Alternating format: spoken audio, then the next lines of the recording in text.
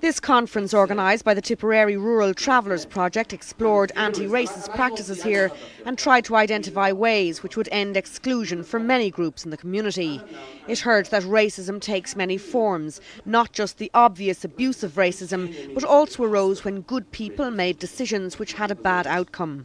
I mean, the racism that is obvious is the racism turning away somebody from a disco, shouting abuse in the street.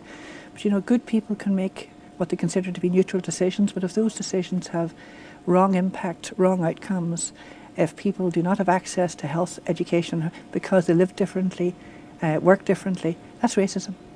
Those working with travellers believe there needs to be a change in attitude towards services for this group, services which accommodate their history and culture, rather than trying to rehabilitate them as failed settled people. They existed as travellers and have a long history and a rich and cultural background. So if people understood that and took that on board when they're providing the services and understand that and took that thinking on board, it would change it from being a rehabilitation, assimilation policy to being a resourcing and maintaining an identity and culture.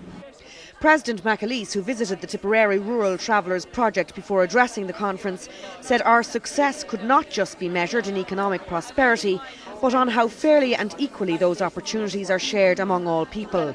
She called for this to be the century which ends bigotry and division and gives way to a new adventure in consensus. Cathy Halloran, RTE News, County Tipperary.